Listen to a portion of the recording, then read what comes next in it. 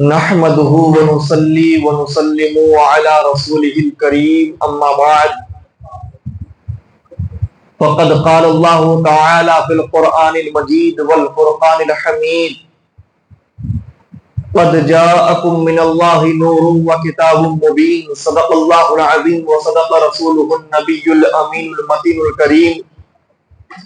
ونحن على ذلك لمن الشاهدين والشاكرين والحمد لله رب العالمين۔ سب سے پہلے ہم اور آپ مل کر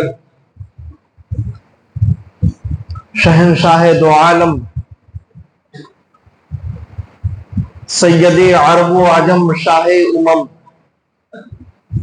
صلی اللہ علیہ وسلم کی مقدس اور مبارک بارگاہ میں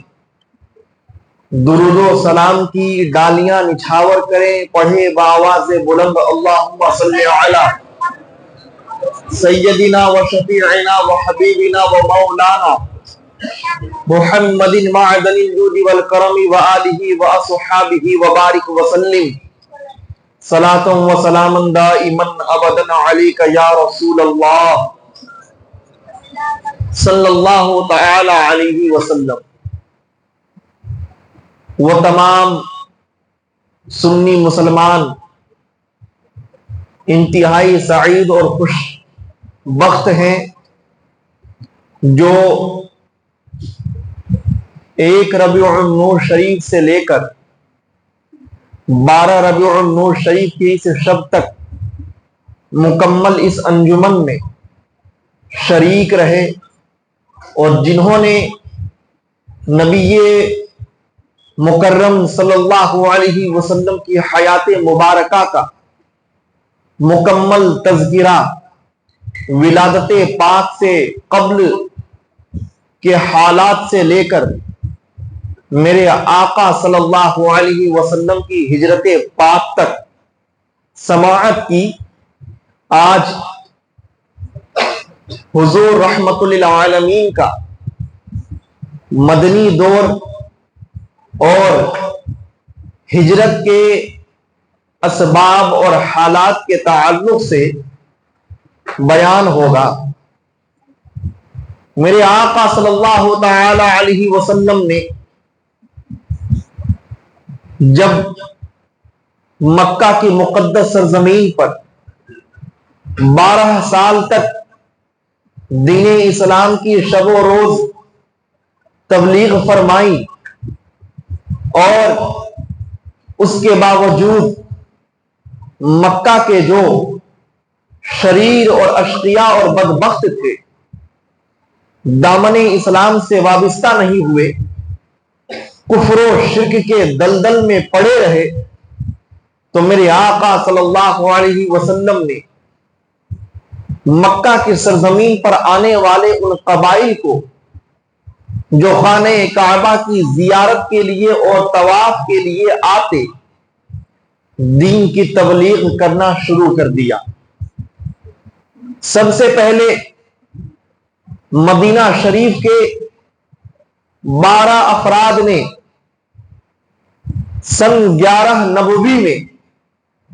میرے آقا صلی اللہ علیہ وسلم کے دستے پاک پر میدان مینا میں اسلام قبول کیا اور شرف صحابیت سے مشرف ہوئے۔ اس کے بعد دوسرے سال ان 12 نفوس قدسیہ کے ساتھ 72 یا 73 افراد مدینہ کے آئے، جنہوں نے نبی کریم صلی اللہ علیہ وسلم کی مقدس ہاتھ پر ایمان و اسلام کی بیعت کی اور کفر اور شرک سے نجات پائے۔ میرے آقا نے 11 سال تک مکہ کی تپتی ہوئی سرزمین پر اسلام کی زبردست بارش کی، لیکن اس کے باوجود اسلام قبول کرنے والے صرف چند افراد تھے، جن کی گنتی 100 تک بھی نہیں پہنچتی تھی۔ لیکن مدینہ کی سرزمین قیامت تک کے لیے رشک جنت رہے گی کہ وہاں والوں نے 2 ہی سال میں میرے آقا کی مقدس تبلیغ سے وابستہ ہو کر 100 کی تعداد پوری کر دی۔ اب مدینہ میں دھیرے دھیرے سارے لوگ ایمان اور اسلام قبول کرنے لگے، اور مکہ میں جو تعداد تھی اس کے مقابلے میں مدینہ کے مسلمانوں کی تعداد ڈبل اور دگنی ہو گئی۔ اب میرے آقا صلی اللہ علیہ وسلم نے حبشہ کے اندر ہجرت کرنے والے مسلمانوں کو یہ پیغام دیا کہ اب مدینہ کی سرزمین پر تم آ سکتے ہو، کیونکہ وہاں پر بہت سے اہل ایمان پیدا ہو چکے ہیں جو آپس میں مل کر ایک خوشحال اور پرسکون زندگی گزاریں گے اور رب تعالیٰ کی عبادت بغیر روک ٹوک کے کر سکیں گے۔ میرے آقا صلی اللہ تعالی علیہ وسلم جب 12 سال تک مکہ کی سرزمین پر دین کی دعوت و تبلیغ کا کام انجام دے چکے ہیں، تو اب کفار مکہ نے اور مشرکین مکہ نے یہ تدبیر اور سازش اپنائی کہ ہم تو نبی محتشم صلی اللہ علیہ وسلم کی دعوت توحید سے محروم رہے، لیکن دوسرے لوگ ایمان قبول کر رہے ہیں، بت پرستی سے دور ہو رہے ہیں، لہذا بانی اسلام کا خاتمہ کر دیا جائے، نور خدا کو بجھا دیا جائے، تاکہ کفر و شرک کی ظلمت پوری طرح سے قائم رہ سکے۔ ابلیس نے آ کر ان لوگوں کو یہ سجھاؤ دیا کہ بانی مصطفیٰ، بانی اسلام صلی اللہ علیہ وسلم کے کاشان اقدس کا محاصرہ کیا جائے، اور جب صبح کے وقت میں وہ بیدار ہوں تو تمام لوگ اپنی ننگی تلوار سے ان کی ذات پر حملہ کر دے اور ان کا قتل کر ڈالے، تاکہ اسلام کا بانی جب مٹ جائے گا تو اسلام کا بول بالا ختم ہو جائے گا۔ لیکن جس کو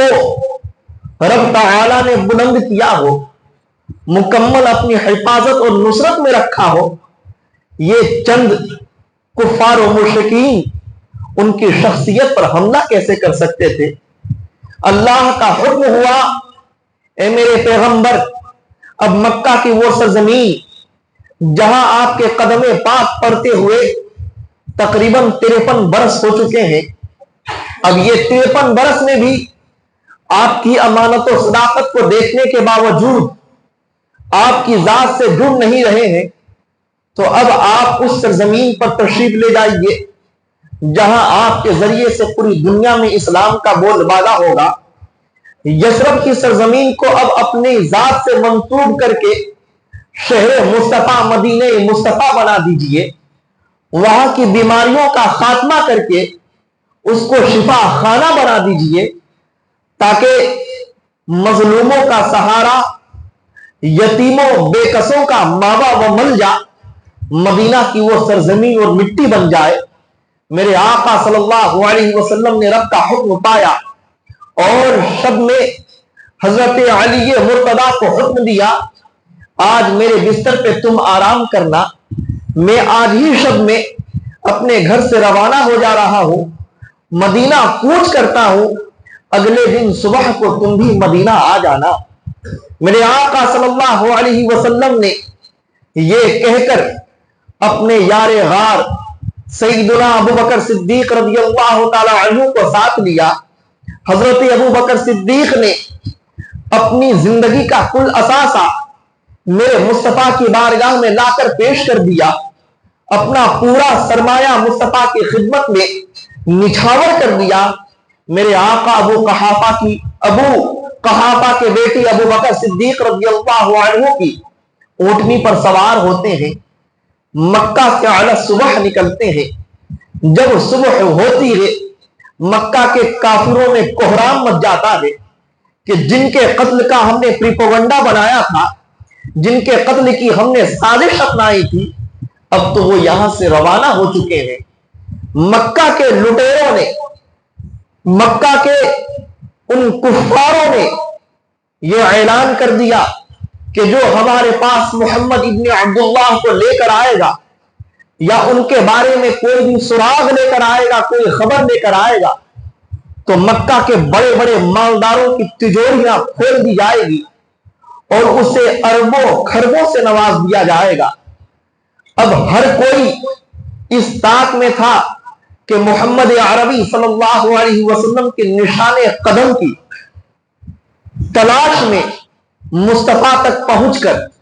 اور میرے آقا کو گرفتار کر کے مکہ کے اندر لایا جائے تاکہ خوب مال و زر سے بہرہ مند ہو سکے۔ میرے آقا صلی اللہ علیہ وسلم ابو بکر صدیق کے ساتھ روانہ ہوتے ہیں اور غار ثور کی طرف بڑھتے ہوئے چلے جاتے ہیں، یہاں تک کہ غار ثور میں میرے آقا سرور کائنات صلی اللہ علیہ وسلم نے 3 دن گزارے۔ جب 3 دن گزار چکے اس کے بعد میں آپ نخلستان مدینہ کی طرف روانہ ہوتے ہیں۔ راستے میں سراغ لگاتے لگاتے سراقہ پہنچ جاتا ہے۔ سراقہ اپنی اونٹنی کو دوڑاتے ہوئے جب مصطفیٰ تک پہنچتا ہے، اس کی خوشیاں بے انتہا ہوتی ہے، اس کی مسرتوں کا اندازہ نہیں ہوتا ہے۔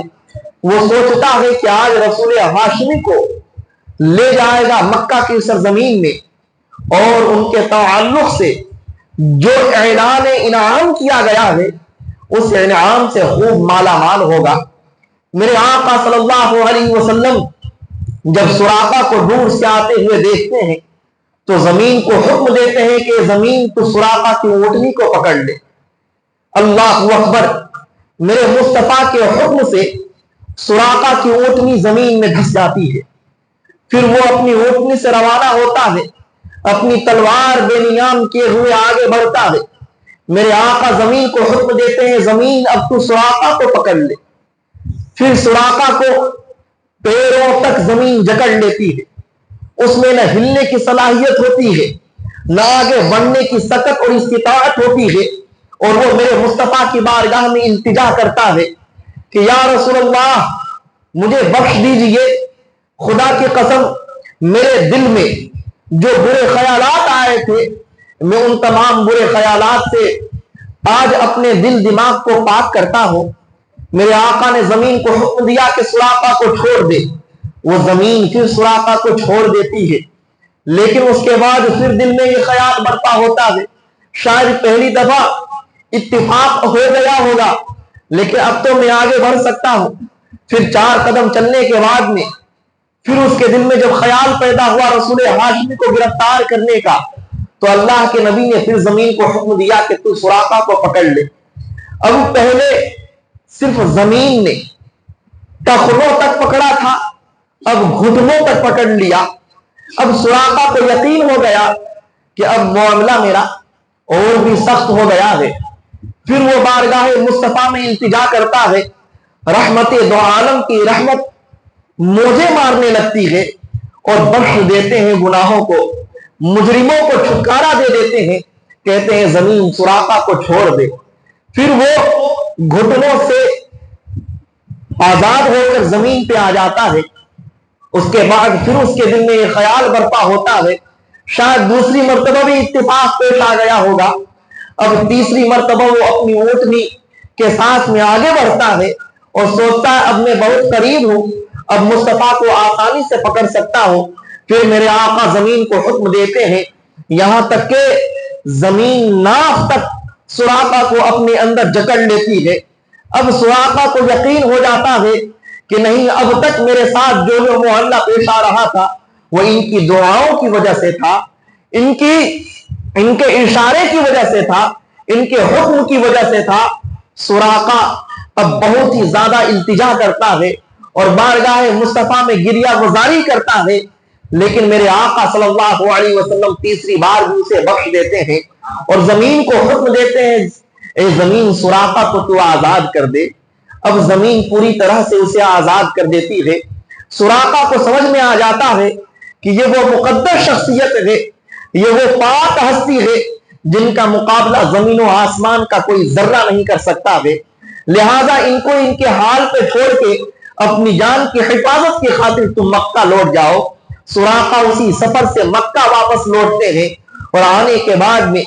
ڈرے سہمے انداز میں کسی کو کوئی بات تک نہیں بتاتے ہیں کہ ان کی ملاقات مصطفیٰ سے کس وادی میں ہوئی۔ میرے آقا صلی اللہ تعالی علیہ وسلم مدینہ شریف کی طرف روانہ ہوتے ہیں۔ مدینہ والوں کے اندر یہ خبر پہنچ گئی تھی کہ اب مدینے میں وہ آفتاب آنے والا ہے جن کی نورانیت سے مدینہ کا گلی کوچا روشن اور تابناک ہو گیا ہے۔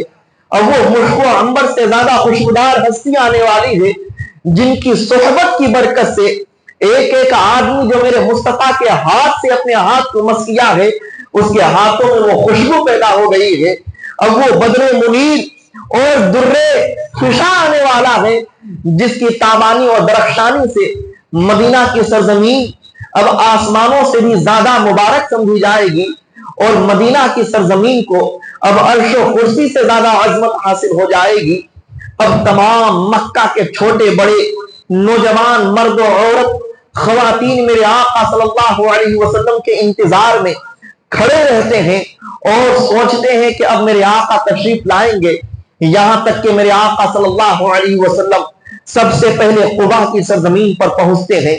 قبا میں جانے کے بعد میں میرے آقا نے سب سے پہلے ایک مسجد کی تعمیر فرمائی جو اسلام کی پہلی مسجد مسجد قبا ہے، اور اللہ رب العزت کی بارگاہ میں دعا کی، اے مولا مسجد قبا کو قیامت تک کے لیے آباد رکھنا، جو شخص بھی اس مسجد میں نماز پڑھتا ہے اسے 2 رکعت نماز کے صدقے میں عمرہ کا ثواب دیا جاتا ہے۔ اللہ رب العزت نے میرے مصطفیٰ کے قدم پاک کی برکت سے مسجد قبا کو قبول فرمایا۔ پھر میرے آقا مکہ سے مدینہ کی طرف، قبا سے مدینہ کی طرف بڑھتے ہیں۔ اب مدینہ کی وہ سرزمین جس سرزمین پر میرے مصطفیٰ کے ذریعے سے دین کا نام روشن ہونا تھا، اب مدینہ کے تمام چھوٹے بڑے بوڑھے جوان مرد و عورت سب کے سب اس وادی میں، جس وادی میں وہاں آنے والے لوگوں کا استقبال کیا جاتا تھا،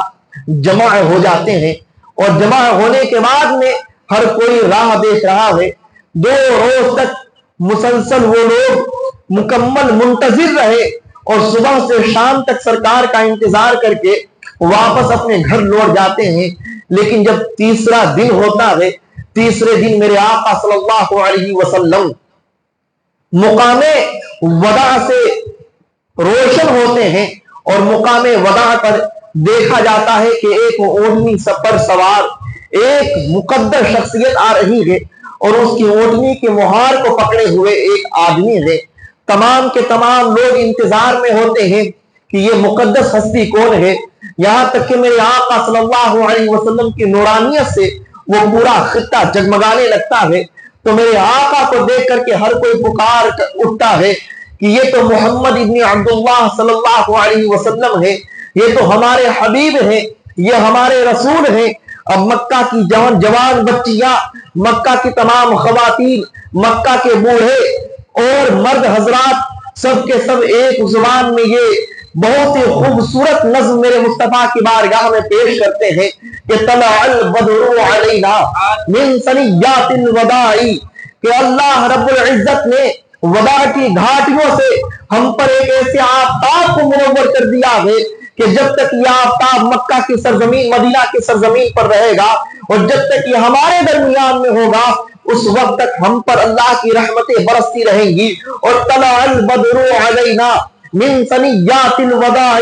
وجب الشکر علینا ما دعا للہ داعی، کی پکار سے مدینہ کا وہ پورا خطہ بلند ہو جاتا ہے اور مکے کے اندر ایسا لگتا تھا جیسے کہ کوئی شہنشاہ آسمان سے زمین پر اترا ہو اور سادگی کے ساتھ آ رہا ہو اور اس کے غلام چاروں طرف سے ان کے استقبال کے لیے کھڑے ہو۔ خدا کی قسم وہ منظر کیسا ہوگا جب میرے آقا مدینے میں تشریف لائے ہوں گے اور طلع البدر علینا کی صدائیں بلند کی جا رہی تھی۔ وہ لوگ جانتے تھے کہ مصطفیٰ ایک عظیم نعمت ہے، اس لیے انہوں نے مصطفیٰ کی آمد پر مصطفیٰ کا استقبال کیا تھا۔ آج بھی جو لوگ مصطفیٰ کی ولادت کی آمد پر آج استقبال منا رہے ہیں، جشن عید میلاد النبی کی محافل منعقد کر رہے ہیں، یہ مدینہ کے ان خوش عقیدت مسلمانوں کی سنت کو زندہ رکھے ہوئے ہیں۔ مصطفیٰ کریم صلی اللہ علیہ وسلم کی ولادت پر خوشی منانا، مصطفیٰ کریم صلی اللہ علیہ وسلم کی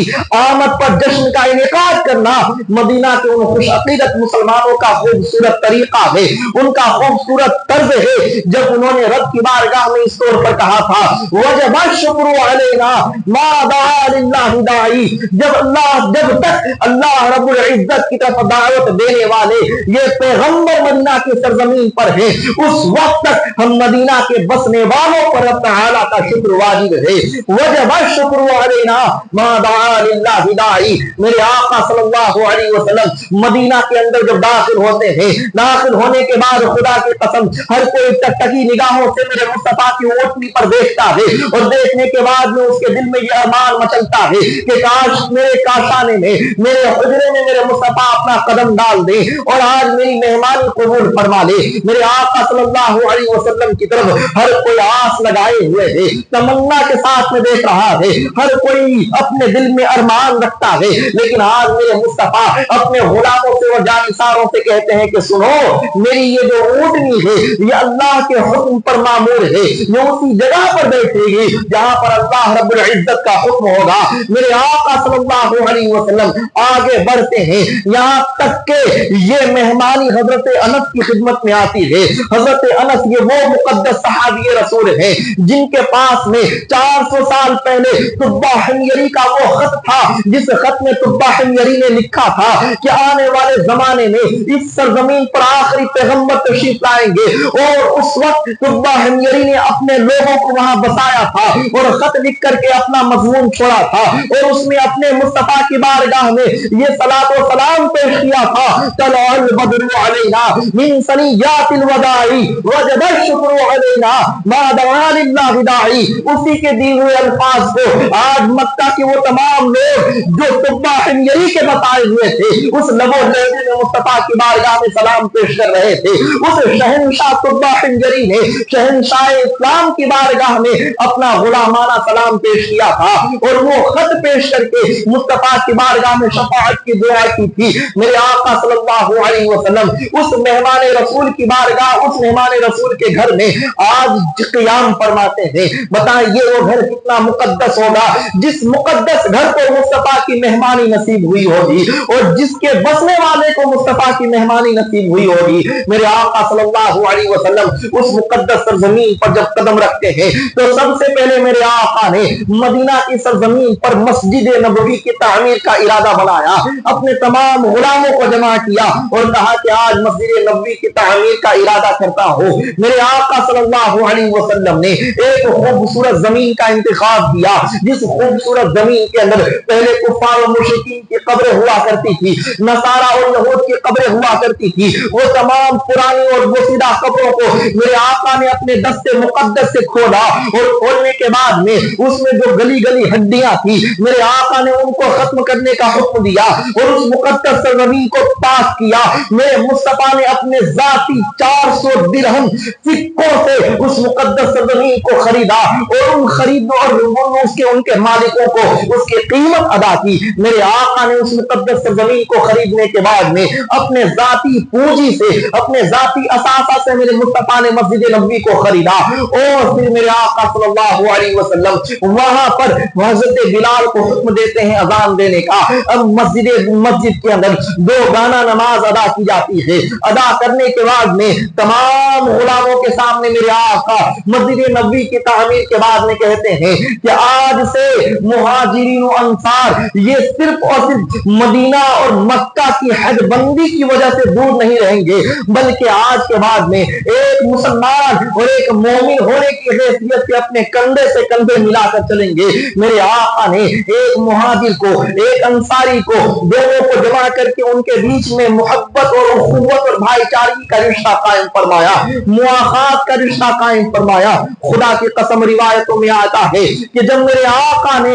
مواخات اور بھائی چارگی کا رشتہ قائم فرمایا تھا تو مدینہ کے انصار نے اس بھائی چارہ کو اتنے خوبصورت انداز میں ادا کیا تھا کہ آج تک اس کی مثال نہیں ملتی ہے۔ حضرت سعد ابن ربیع رضی اللہ تعالی عنہ نے اپنے بھائی دینی بھائی حضرت عبد الرحمن ابن عوف کی بارگاہ میں کہا کہ میں اپنے مال کا آدھا حصہ کرتا ہوں، آدھا حصہ آپ آج مالک ہیں اور آدھے حصے کا میں مالک رہوں گا، یہاں تک کہ میری 2 بیویاں ہیں، میں ان میں سے ایک کو طلاق دیتا ہوں، آپ ان سے نکاح فرمائے اور اپنی زندگی آگے بڑھائے۔ حضرت عبد الرحمن بن عوف رضی اللہ تعالی عنہ نے ان کے پاس میں آ کر مسکراتے ہوئے کہا میں آپ کی اس محبت اور اخوت کا بڑے تہ دل سے استقبال کرتا ہوں اور آپ کی بارگاہ میں خوبصورت انداز میں تشکر پیش کرتا ہوں، لیکن مجھے ان سب چیزوں کی کوئی خواہش نہیں ہے، آپ بس مجھے سہارا مکہ میں مدینہ میں دیے ہیں، یہی آپ کی طرف سے میرے لیے بہت بڑی نعمت ہے،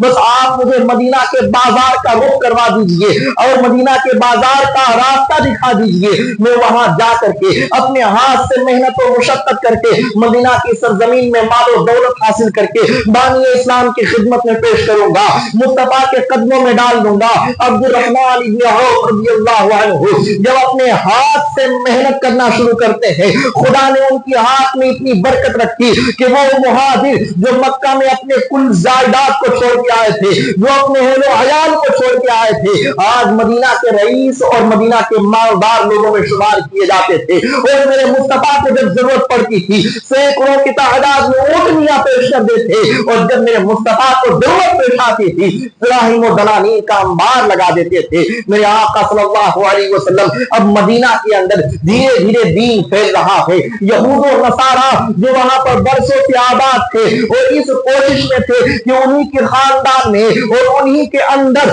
نبی آخر الزماں پیدا ہوں گے، لیکن جب اللہ رب العزت نے اسماعیل علیہ السلام کی اولاد کو یہ افتخار بخشا کہ اس میں نبی آخر الزماں پیدا ہوئے تو یہودیوں کے دلوں میں آگ لگ گئی، نصارہ پیش میں آ گئے اور انہوں نے اس حسد کا حساب اس طور پر لینا شروع کیا کہ میرے مصطفیٰ کو جانتے ہوئے، میرے مصطفیٰ کو پہچانتے ہوئے انکار کرنے لگے اور ان کی بارگاہ سے جڑنے والوں کو دور کرنے لگے۔ تو میرے آقا صلی اللہ علیہ وسلم نے تمام ان کے ہتھ کنڈوں اور ان کے پروپیگنڈوں پر صبر کیا، لیکن میرے آقا صلی اللہ علیہ وسلم کی بارگاہ سے جو لوگ جڑتے تھے وہ ہمیشہ کے لیے جڑ کر رہ جاتے تھے۔ میرے مصطفیٰ کو جو ایک بار محبت کی نگاہ سے دیکھتا تھا، خدا کی قسم اس کو ایسا سرور ملتا تھا کہ دوبارہ مصطفیٰ کو جب تک دیکھ نہیں لیتا تھا چین و قرار نہیں ملتا تھا۔ میرے آقا صلی اللہ علیہ وسلم مکہ کی سرزمین سے جب مدینہ میں تشریف لائے تھے، دھیرے دھیرے اسلام کی تعداد بڑھ رہی ہے اور مسلمانوں کی تعداد یہاں تک کہ 150 سے 300 اور 300 سے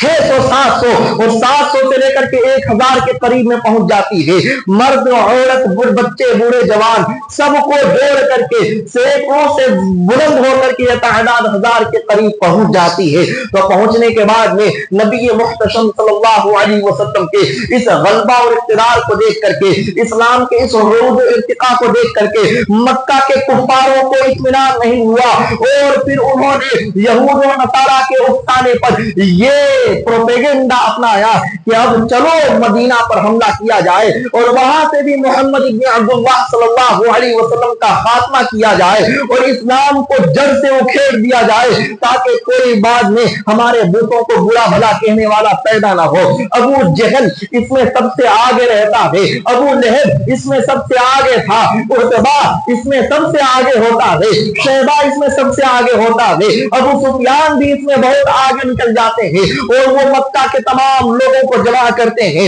اور جمع کرنے کے بعد میں اس سے بڑے بڑے پہلوان جمع کیے جاتے ہیں، بڑے بڑے تلوار باز جمع کیے جاتے ہیں، بڑے بڑے تیر انداز اس میں جمع کیے جاتے ہیں، شاندار گھڑ سواروں کو جمع کیا جاتا ہے اور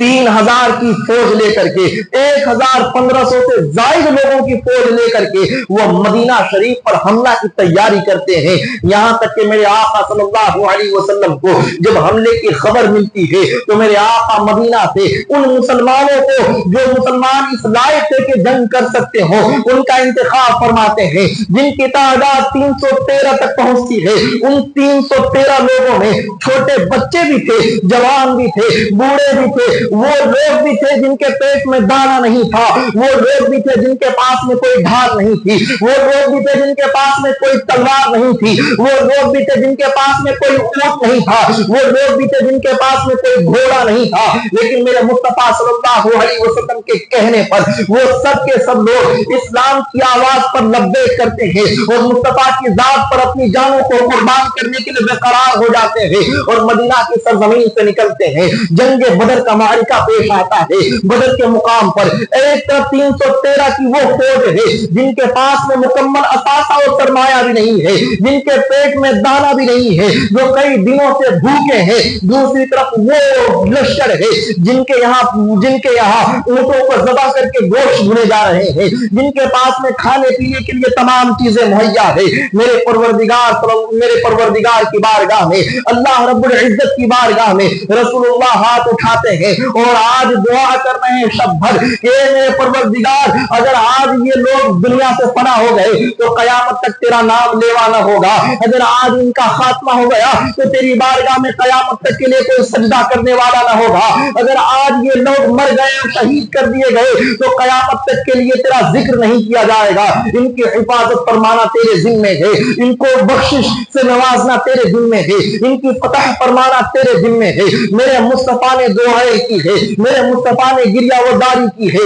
میرے مصطفیٰ نے بے پناہ میرے مصطفیٰ نے خدا کی بارگاہ میں فریاد کی ہے۔ اس کے بعد میرا تعالیٰ میرے محبوب کی التجا کو قبول فرماتا ہے۔ جب صبح کے وقت میں ایک طرف ٹھاٹھے مارتی ہوا لشکر ہے، ایک طرف موجزن لشکر ہے، دوسری طرف بے کس بے سہارا لوگ ہیں، وہ سب کے سب جب میدان میں کھڑے ہوتے ہیں ایک ایک لوگ کو وہ ایک ایک کر کے بلایا جاتا ہے، لیکن ایک ایک کر کے جب بلایا جا رہا تھا دیکھا یہی جا رہا تھا کہ مصطفیٰ نے جن کا انتخاب کیا ہے وہ سینکڑوں لوگوں پر بھاری ہیں۔ تو آخر میں کافروں نے سوچا کہ ہم ایک ایک کر کے حملہ کیوں کریں، سب مل کر کے حملہ کر دیتے ہیں۔ میرے آقا صلی اللہ علیہ وسلم کی بارگاہ میں اس طرح سے معرکہ پیش آتا ہے کہ سب لوگ ایک ساتھ لڑ بھڑ جاتے ہیں، یہاں تک کہ رب تعالیٰ نے آسمان سے فرشتوں کی جماعت کو زمین پر اتار دیا اور وہ فرشتے مسلمانوں کے چاروں طرف بکھر جاتے ہیں۔ ایسا لگتا تھا جیسے کہ بغیر تلوار کے کسی کی گردن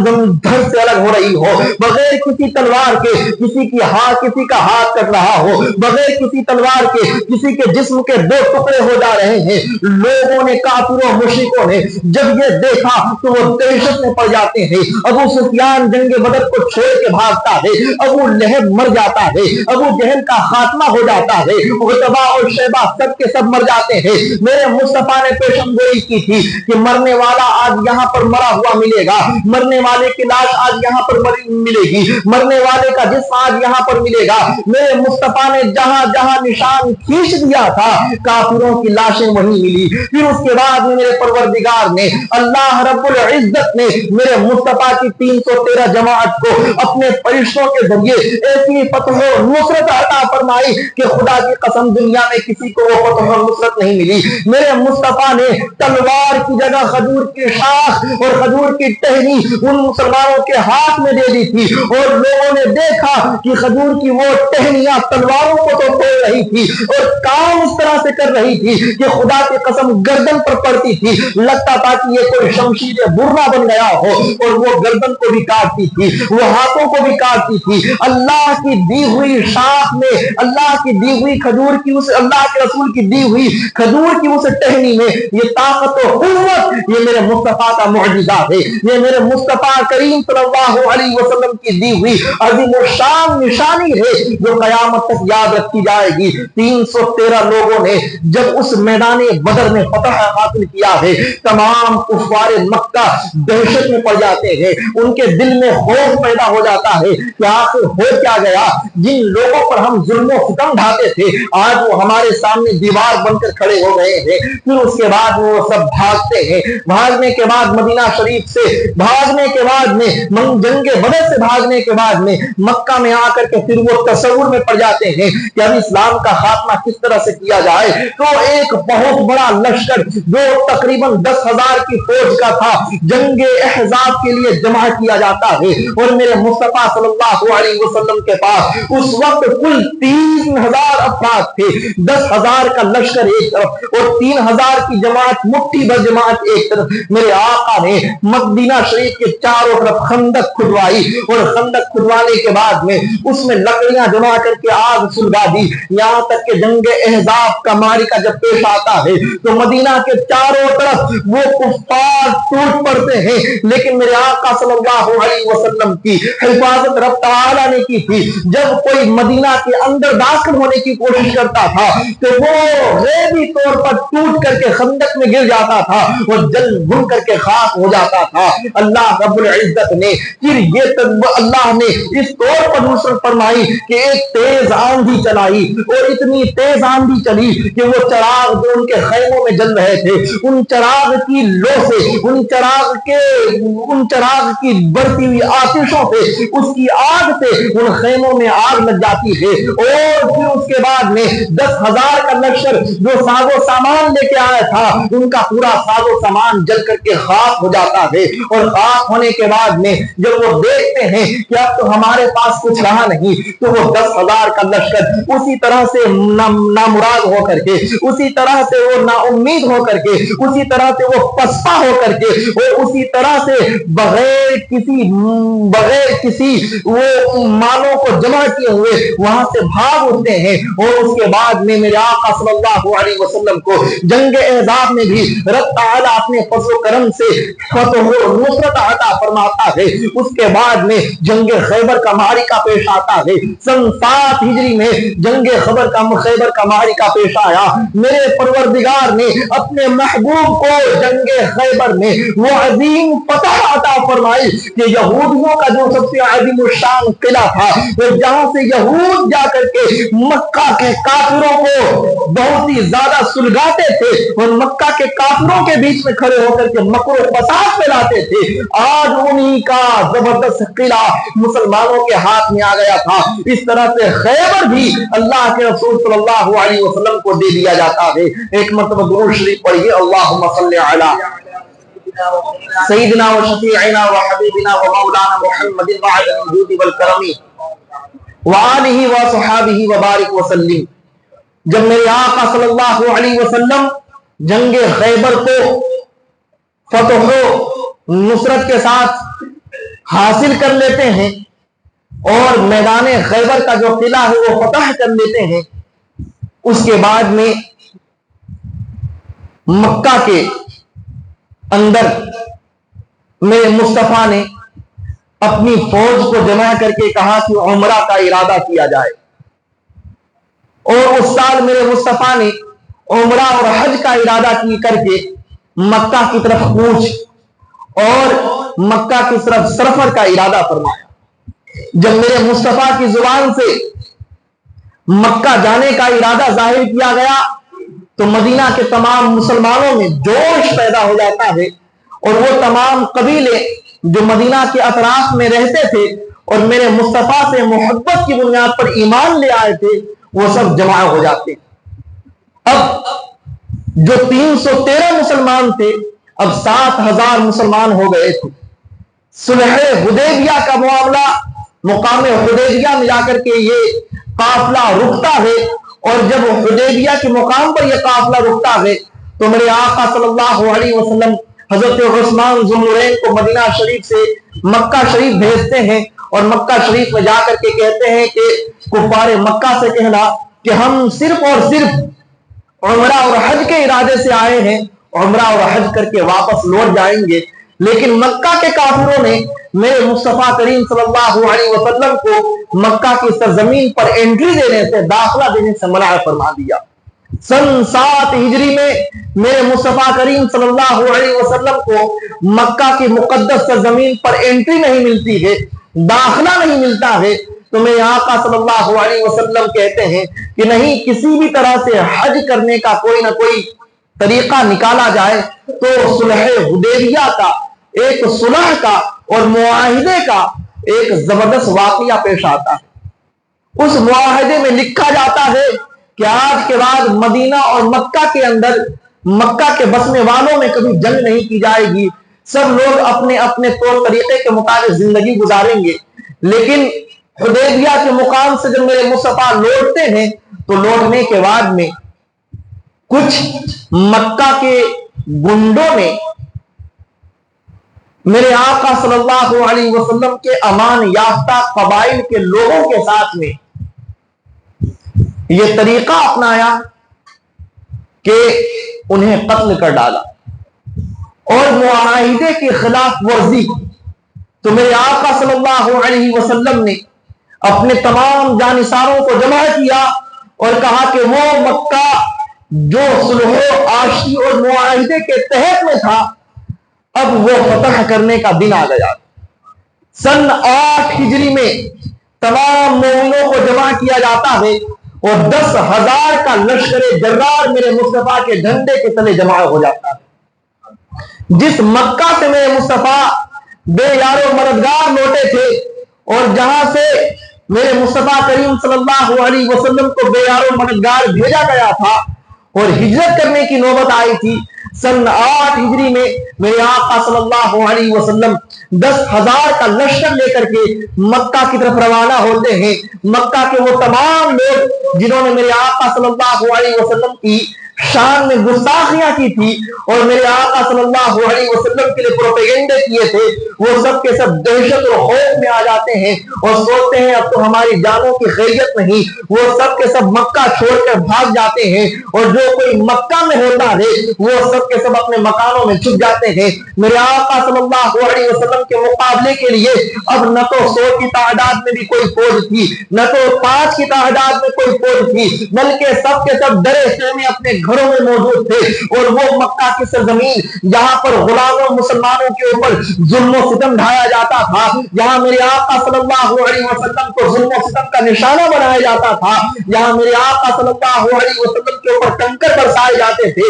آج اس مکہ کی وادی میں میرے محبوب پیغمبر صلی اللہ علیہ وسلم داخل ہوتے ہیں. تو داخل ہونے کے بعد میں دروازے پر پہنچتے ہی یہ اعلان کر دیتے ہیں کہ مکہ میں خون خرابہ نہ کیا جائے، مکہ میں کسی کو قتل نہ کیا جائے. تمام صحابہ کرام نے سوچا یہ تھا آج تو ہمیں اپنے دشمنوں سے خون حساب و کتاب لینے کا موقع مل گیا ہے، آج ہم ان کی گردن ماریں گے. جنہوں نے ہمارے بھائیوں کو خون کیا تھا، جنہوں نے ہمیں پریشان کیا تھا، آج ان کو ہم سطح ہستی سے مٹا دیں گے. لیکن میرے محبوب صلی اللہ علیہ وسلم نے رحمت للعالمین نے برسوں برس کے دشمنوں کو پوری زندگی دشمنی پر رہنے والوں کو بخش دیا اور بخشنے کے بعد میں یہ اعلان عام کر دیا کہ مکہ کی سرزمین پر اس حرم پاک میں جو کوئی کافر و مشرک ہے میں اسے آج پناہ دیتا ہوں. اور وہ سب کے سب رحمت للعالمین کی پناہ میں آ جاتے ہیں اور میرے آقا صلی اللہ علیہ وسلم کے دامن پناہ میں آنے کے بعد میں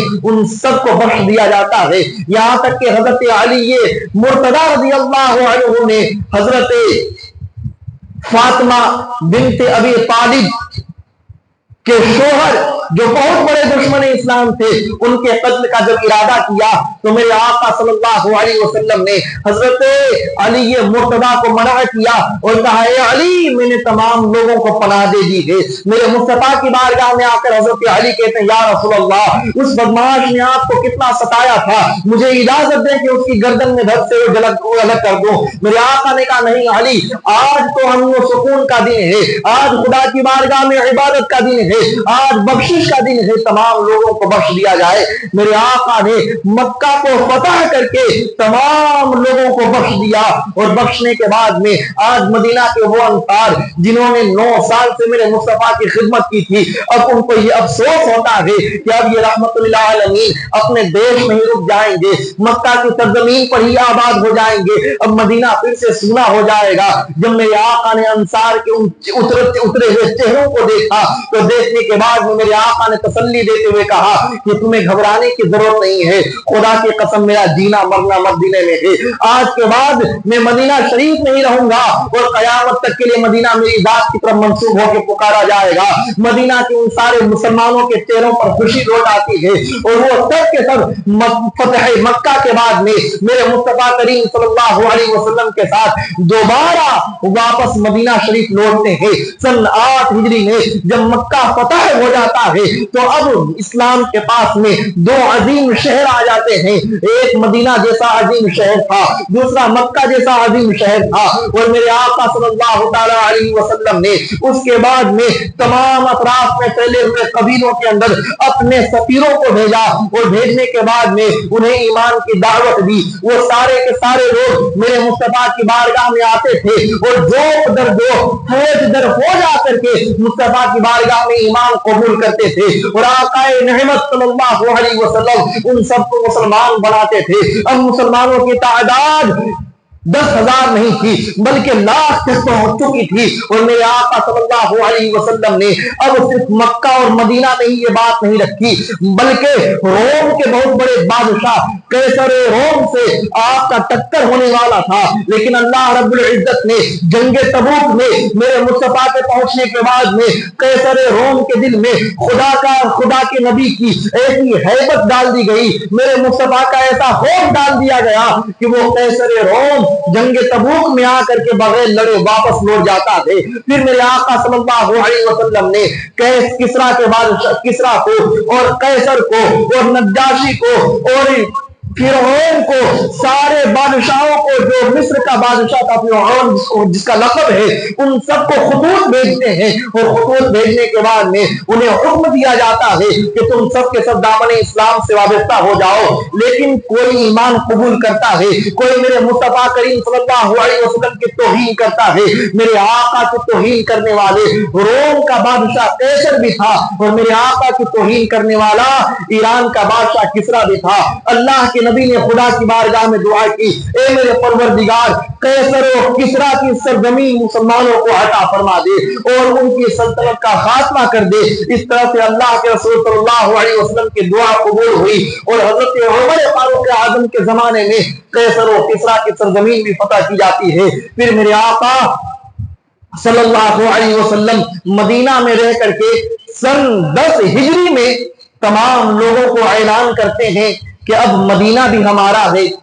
مکہ کی مقدس سرزمین بھی ہماری ہے, اور اب ہم مکہ پہنچ کر کے اس سال امن و امان کے ساتھ میں حج ادا کریں گے. یہ میرے مصطفیٰ کی زندگی کا آخری حج تھا. میرے مصطفیٰ کریم صلی اللہ علیہ وسلم اپنے تمام غلاموں کے ساتھ میں, جانثاروں کے ساتھ میں, اپنے احباب کے ساتھ میں وہاں جانے کا ارادہ کرتے ہیں. جیسے ہی میرے مصطفیٰ نے جانے کا ارادہ ظاہر کیا, خدا کی قسم روایتوں میں آیا ہے کہ تمام مسلمان جمع ہو گئے, یہاں تک کہ 1 لاکھ کی تعداد جمع ہو گئی, اور وہ سب کے سب میرے مصطفیٰ کی قیادت میں مکہ کی سرزمین کی طرف روانہ ہوتے ہیں. اور سن 10 ہجری میں مکہ کے اندر میرے مصطفیٰ کریم صلی اللہ علیہ وسلم اپنی زندگی کا آخری حج ادا کرتے ہیں. اور آخری حج ادا کرنے کے بعد میں میرے مصطفیٰ نے میدان عرفات میں سب لوگوں کو جمع کر کے اپنا آخری خطبہ ارشاد فرمایا تھا. اور میرے مصطفیٰ نے وہ آخری خطبہ فجر کے بعد شروع کیا تو ظہر میں ختم کیا.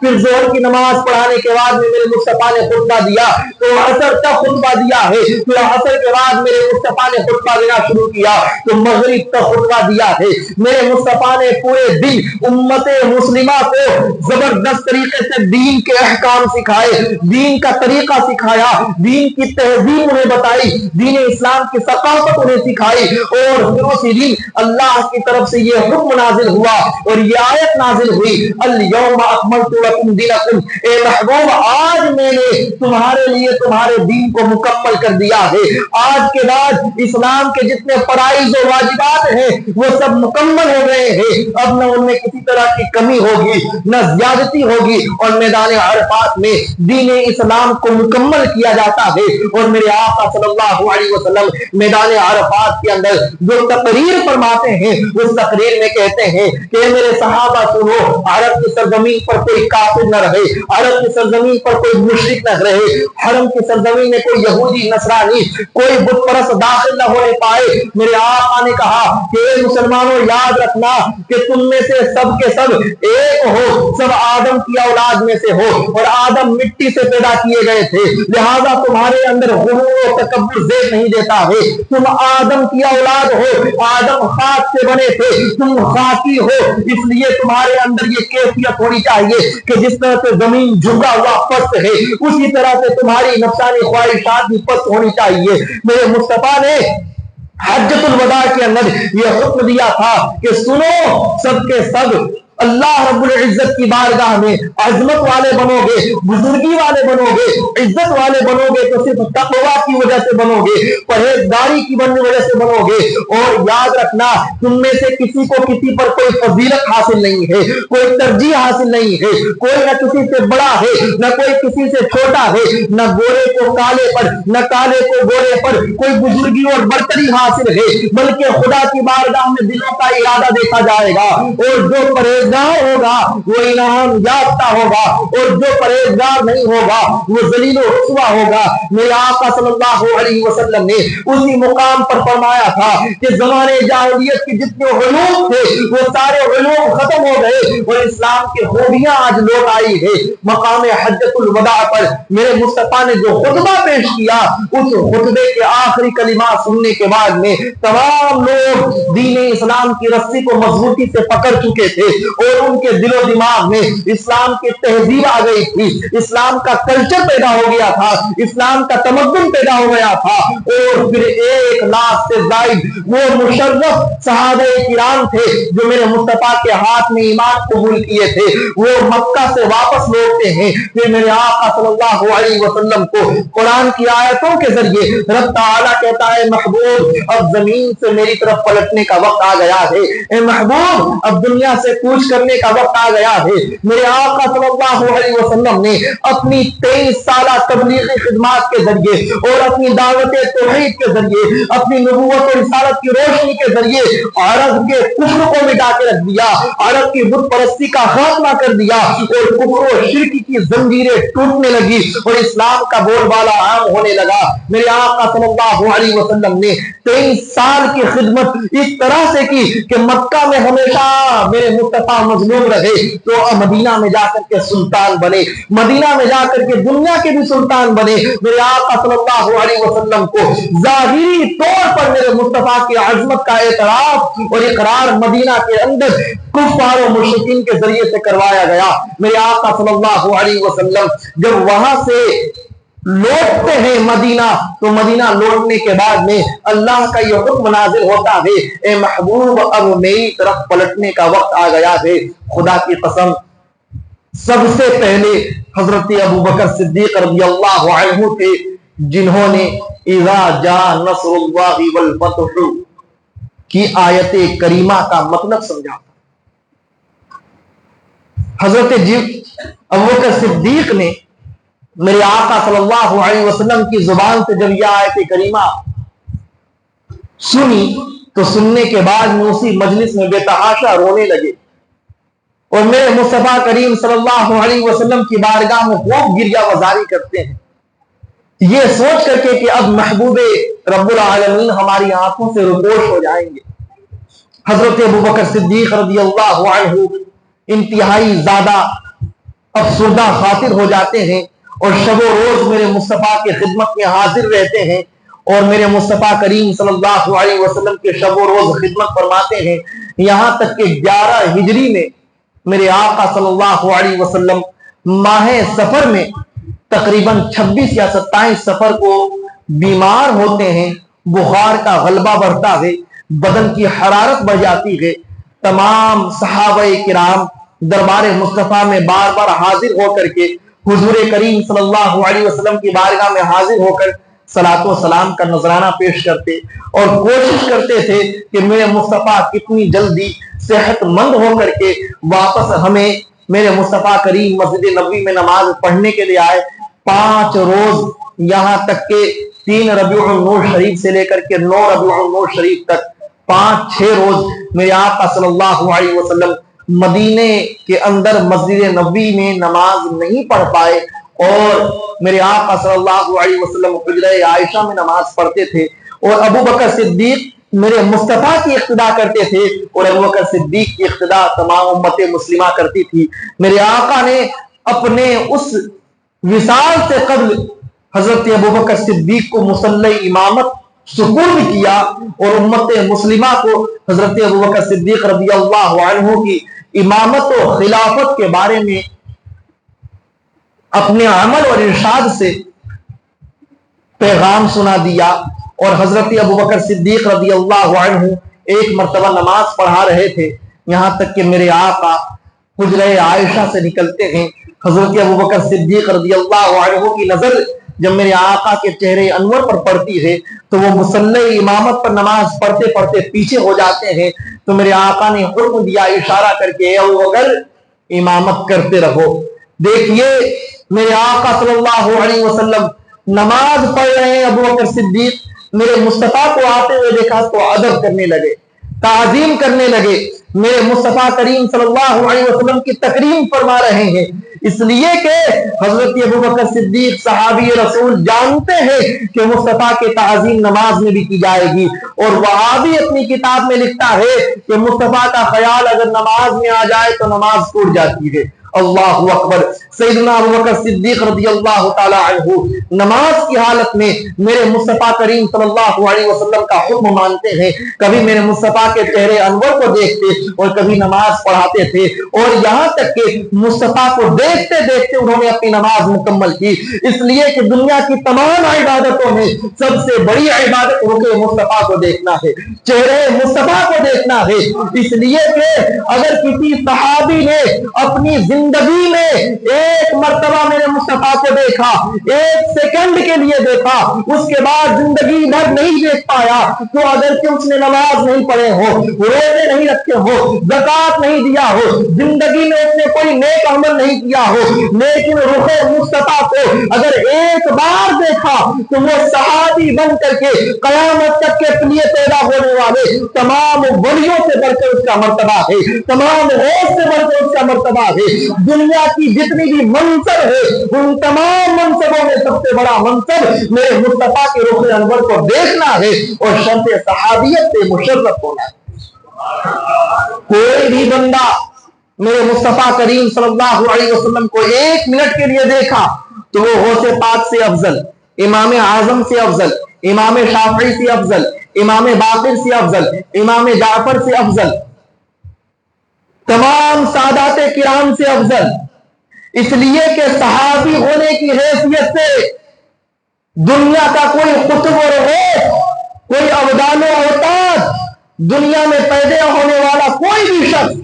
اس صحابی کی مقام و مرتبہ کی بلندی تک نہیں پہنچ سکتا۔ میرے آقا صلی اللہ علیہ وسلم کو حضرت ابو بکر صدیق نماز میں دیکھ بھی رہے ہیں اور نماز بھی مکمل کر رہے ہیں، مکمل میرے مصطفیٰ کے چہرے پر نظر ہے اور نماز مکمل کی جا رہی ہے۔ اللہ اکبر۔ حضرت ابو بکر صدیق نے جب دیکھا میرے آقا اپنے حجرے سے باہر نکل کے آتے ہیں تو ان کے دل میں تسلی پیدا ہوتی ہے کہ اب میرے آقا کچھ دن اور ہمارے درمیان میں رہیں گے، لیکن میرے آقا صلی اللہ علیہ وسلم پھر بیمار پڑتے ہیں، یہاں تک کہ حجرہ عائشہ میں ہی نماز پڑھتے ہیں اور 3 دن تک مسلسل بستر علالت پر رہتے ہیں۔ اس درمیان میں اما عائشہ صدیقہ رضی اللہ عنہا میرے آقا کی مکمل خدمت فرماتی ہے، تمام ازواج مطہرات اسی حجرہ عائشہ میں جمع تھی اور تمام صحابہ کرام یکے بعد دیگری مصطفیٰ کریم صلی اللہ علیہ وسلم کی بارگاہ میں آ کر صلاۃ و سلام پیش کرتے تھے، یہاں تک کہ میرے آقا صلی اللہ علیہ وسلم آخری مرتبہ حضرت عائشہ صدیقہ رضی اللہ عنہا کی گود میں تھے اور اسی وقت میرے آقا دنیا سے تشریف لے جاتے ہیں، اور جب میرے آقا دنیا سے تشریف لے جاتے ہیں حضرت عائشہ صدیقہ کو یقین نہیں ہوتا تھا۔ حضرت ابو بکر صدیق میرے آقا کی بارگاہ میں جب حاضر ہوتے ہیں تو میرے آقا کے چہرے کو دیکھنے کے بعد میں تمام لوگوں سے کہتے ہیں ما کان محمد الا رسول وقد خلت من قبله الرسل، اے لوگوں سنو، میرے آقا و مولا کے بارے میں قرآن کہتا ہے کہ محمد بھی ایک رسول ہے اور ان سے پہلے بہت سارے رسول دنیا سے تشریف لے گئے، تو اسی طرح محمد رسول اللہ صلی اللہ علیہ وسلم کو بھی دنیا سے تشریف لے جانا تھا، اس لیے ظاہری طور پر میرے آقا ہمارے درمیان سے تشریف لے گئے، لیکن انہوں نے ہمیں دین کی عظمتیں بتا دی، انہوں نے ہمیں تعلیم دے دی، انہوں نے ہمیں تہذیب دے دیا، انہوں نے زندگی گزارنے کا طریقہ دے دیا، انہوں نے ہم دیہاتیوں کی، انہوں نے ہم بدویوں کی اس طرح سے تربیت فرما دی کہ خدا کی قسم قیامت تک کوئی قوم ہماری تربیت اور تہذیب کا ادنا حصہ بھی نہیں پا سکتی ہے۔ میرے آقا صلی اللہ علیہ وسلم کی وصال کی خبر جب صحابہ کرام کو پہنچتی ہے، صحابہ کرام میں کوہرام برپا ہو جاتا ہے۔ حضرت عمر ابن خطاب رضی اللہ عنہ اپنی تلوار لے کر کے مدینہ میں گشت کرتے ہیں اور کہتے ہیں اگر کسی نے کہا کہ میرے محبوب دنیا سے چلے گئے ہیں تو خدا کی قسم میں اس کی گردن مار دوں گا۔ میرے آقا زندہ ہے، زندہ ہے واللہ، تو زندہ ہے واللہ میری چشمے عالم سے چھپ جانے والے۔ اگر کسی نے اپنی زبان سے کہا میرے آقا اگر تشریف لے گئے ہیں تو میں اس کی گردن مار دوں گا۔ حضرت عمر ابن خطاب رضی اللہ عنہ اپنے کو سنبھال نہیں پا رہے ہیں، حضرت ابو عبیدہ ابن جراح اپنے کو سنبھال نہیں پا رہے ہیں، حضرت عبد الرحمن ابن عوف اپنے کو سنبھال نہیں پا رہے ہیں۔ تمام صحابہ کرام پر جو قیامت ٹوٹی تھی، خدا کی قسم ایسا لگتا تھا کہ میرے مصطفیٰ کے جانے کا صدمہ ان سے برداشت نہیں ہو رہا ہو اور پھر وہ سب کے سب اسی صدمے میں دب جائے اور اسلام پھر سے اسی طرح سے نیچے چلا جائے۔ اللہ اکبر۔ اس وقت میں حضرت ابوبکر صدیق رضی اللہ تعالی عنہ تمام صحابہ کرام کو جمع کرتے ہیں اور جمع کرنے کے بعد میں ایک ہاتھ میں عمر ابن خطاب کو پکڑ لیتے ہیں، دوسرے ہاتھ میں ابو عبیدہ ابن جراح کو پکڑتے ہیں اور پکڑنے کے بعد میں کہتے ہیں اے لوگوں سنو، یہ ابو عبیدہ ابن جراح ہے جن کے بارے میں ہمارے پیغمبر نے ہمیں بتایا تھا کہ اس امت کا اگر کوئی امین ہے تو وہ ابو عبیدہ ابن جراح ہے، اور ایک ہاتھ میں عمر ابن خطاب ہے۔ میرے آقا نے فرمایا تھا کہ اگر میرے بعد میں کسی کو نبوت مل سکتی تھی تو وہ عمر تھے، اب تم دونوں میں سے جس کو چاہو اپنا امام بنا لو، خلیفہ بنا لو۔ خدا کی قسم حضرت ابوبکر صدیق کی زبان سے اتنا سننا تھا کہ ابو عبیدہ ابن جراح زمین پر آتے ہیں اور حضرت ابوبکر صدیق کے ہاتھ کو بوسہ دے کر کہتے ہیں کہ میرے آقا ابوبکر صدیق، میرے مصطفیٰ کی امامت کا حقدار آپ سے زیادہ کوئی نہیں ہے، میرے مصطفیٰ کی جانشینی کا حقدار آپ سے زیادہ کسی کو نہیں ہے۔ حضرت عمر ابن خطاب بھی زمین پر آتے ہیں، حضرت ابوبکر صدیق کے ہاتھ کو بوسہ دیتے ہیں اور بوسہ دینے کے بعد میں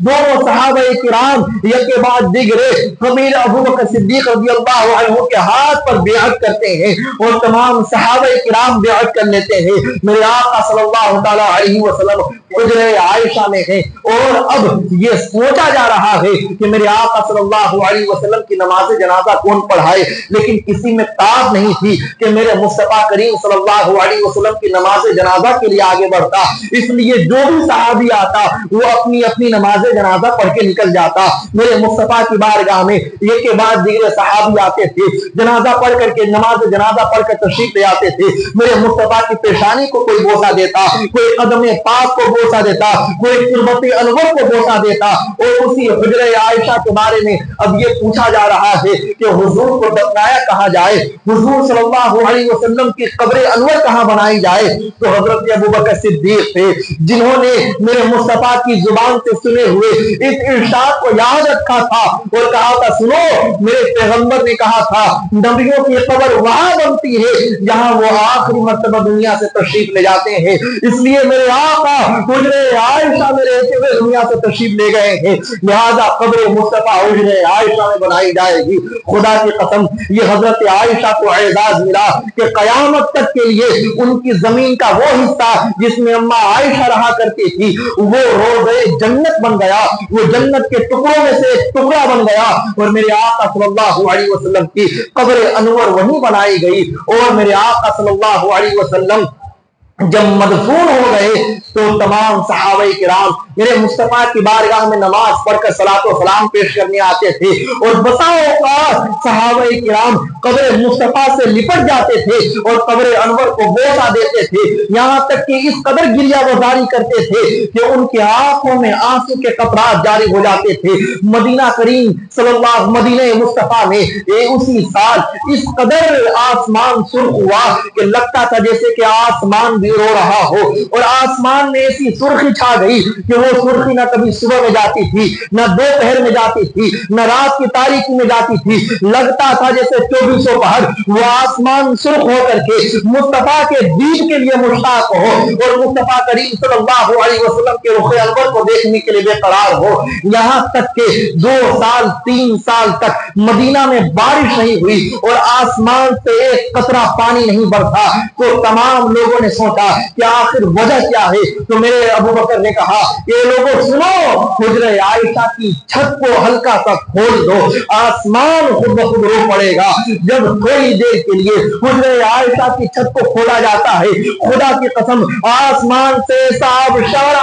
برستا ہے، لگتا تھا جیسے کہ آسمان بھی میرے مصطفیٰ کے صدمے کو برداشت نہیں کر پایا، اور پورے مدینے کے اندر پانی کی ریل پیل ہو جاتی ہے، اور پورا مدینہ قطرہ نہیں دریا بن جاتا ہے۔ حجرہ عائشہ کے علاوہ جتنے مکانات تھے ان تمام مکانوں میں پانی جمع تھا، اور میرے مصطفیٰ کریم صلی اللہ علیہ وسلم کو دیکھ کر آسمان مدینہ بھی رویا تھا، اور میرے مصطفیٰ کی جدائی کو کوئی برداشت نہیں کر سکا تھا۔ کتنے صحابہ کرام تھے جو مدینہ کی سرزمین پر پوری زندگی رہے، لیکن جب انہوں نے دیکھا کہ جب قبر مصطفیٰ کو دیکھتے ہیں انہیں مصطفیٰ کی یاد آ جاتی ہے اور وہ بے تحاشا رونے لگتے ہیں، تو وہ مدینہ سے ہجرت کر کے کوئی ملک شام چلا گیا، کوئی ملک فلسطین چلا گیا، کوئی ملک یمن چلا گیا، کوئی مصر چلا گیا، کسی نے دمشق میں سکونت اختیار کر لی، کسی نے کوفہ میں سکونت اختیار کر لی، کسی نے بصرہ میں سکونت اختیار کر لی، اس لیے کہ وہ صحابہ کرام جب مدینے میں ہوتے تھے ہمیشہ قبر مصطفیٰ کو دیکھ کر بے پناہ روتے تھے۔ مصطفیٰ کی یاد میں ان کا دل اتنا تڑپتا تھا کہ وہ مدینہ میں رہنا اپنے لیے بہت ہی زیادہ اذیت سمجھتے تھے، اور وہ وہاں سے مصطفیٰ کی جدائی کی برداشت نہ کر کے مدینہ سے دور نکل گئے۔ آج میرے آقا صلی اللہ علیہ وسلم نے اپنی زندگی کے 23 سالوں میں اسلام کا جو گلشن کھلایا تھا، اور مدینہ اور مکہ کے اندر اسلام کی جو خوشبو پھیلائی تھی، آج تک 1400 سال گزرنے کے باوجود اسلام اسی طرح سے زندہ ہے، قرآن اسی طرح سے باقی ہے، مصطفیٰ کی احادیث اسی طرح سے باقی ہے، اور مصنفوں نے اپنی کتابوں میں لکھا ہے کہ دنیا میں کوئی شخص ایسا پیدا نہیں ہوا جس کی زندگی کو ایک ایک وقت کو نوٹ کیا گیا ہو، جس کی زندگی کا ایک ایک لمحہ لکھا گیا ہو۔ صرف پوری دنیا میں وہ پروفیٹ محمد صلی اللہ علیہ وسلم ہے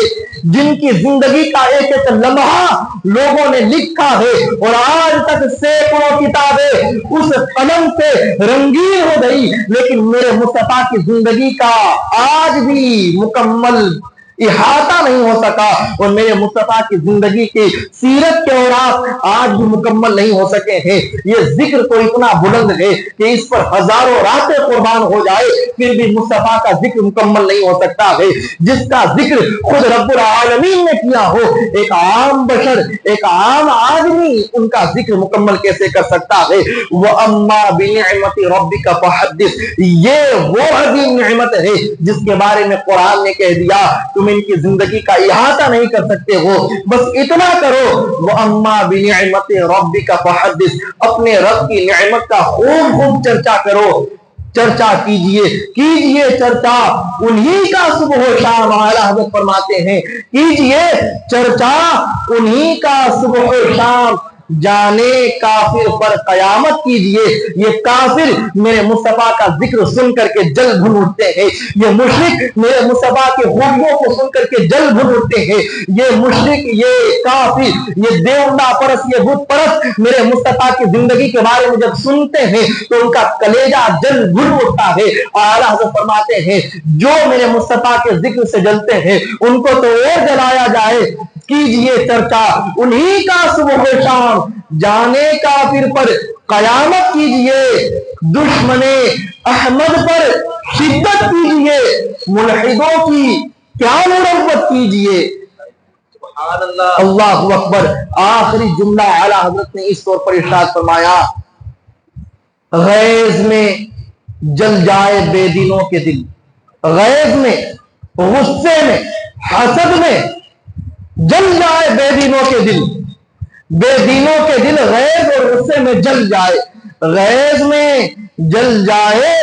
بے دینوں کے دل، یا رسول اللہ کی کثرت کیجئے، لبیک یا رسول اللہ، لبیک یا رسول اللہ، لبیک یا رسول اللہ۔ انہیں جانا، انہیں مانا، نہ رکھا غیر سے کام، للہ الحمد میں دنیا سے مسلمان گیا، وما علینا الا البلاغ المبین۔ السلام علیکم ورحمۃ اللہ تعالی وبرکاتہ۔